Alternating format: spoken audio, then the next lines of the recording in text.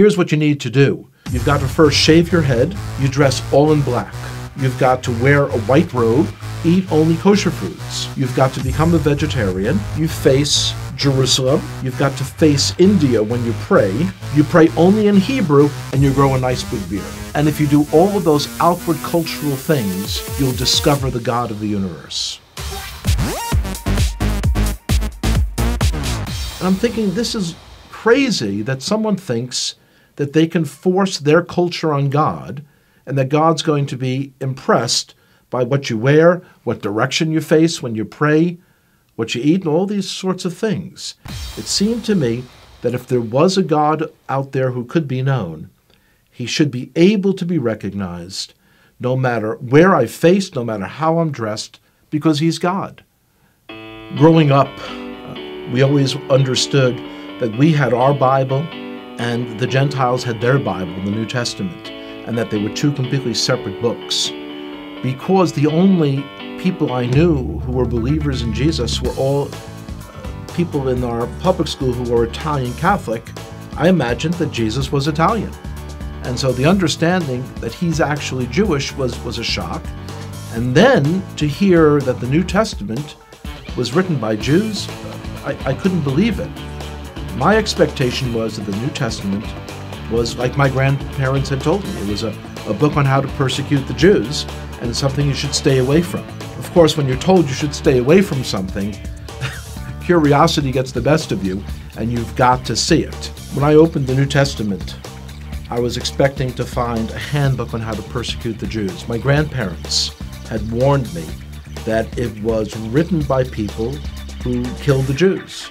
That's what I was expecting to see, and yet when I'm opening it, I'm reading a story written by Jews about Jewish people. The New Testament was a fascinating book. And so as I opened this book in the library, I kind of looked around, made sure that none of my friends had seen me taking a Christian Bible off the shelf. And I opened it. Here's the first sentence. It says, "This is the genealogy of Jesus the Messiah, the son of David, the son of Abraham." So 3 people are mentioned, and they're all Jewish. I was very shocked. And as I continued to read, I'm reading the story of a Jewish man who was born in a Jewish village, in a Jewish country, and one day walks into a synagogue and announces that he is the Messiah. The more I read the words of Jesus, the more I became attracted to him. It was as beautiful as anything I had ever read in any other part of the Bible. As I came to faith that Yeshua, that Jesus was the Messiah, it was clear that that was the most Jewish thing I could do. This is not a person who's a renegade to our people. This is the one who was promised in our Bible, the 53rd chapter of Isaiah. It is astonishing. If you would just read that chapter, just without the Bible being around it, you would say, oh, this is some Christian Bible. This is Jesus. When you realize, though, that it's in the middle of our Bible, our Jewish Bible. When I first came to faith, I dared not tell my father, because this is a time period in the 1970s when there were lots of gurus and cults, and he was very concerned about me getting involved in some crazy sect and going off someplace. So I waited for months, and when I finally told him, he was very skeptical. On his own then, he started to read about Jesus as well.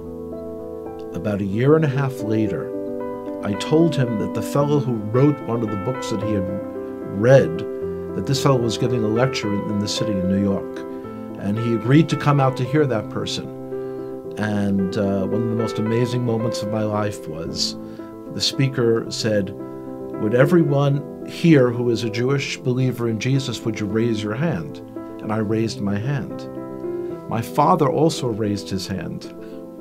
And I looked over and I said, "Pop," he didn't say would all the Jews raise their hand. He said, would all the Jewish believers in Jesus raise their hand? And my father looked over and he said, yes, I heard what he said.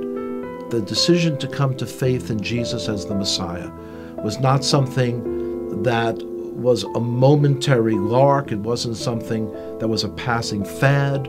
And I could see changes in myself that I knew were not from within myself. I had kind of tapped in to a truth for our Jewish people that was very powerful.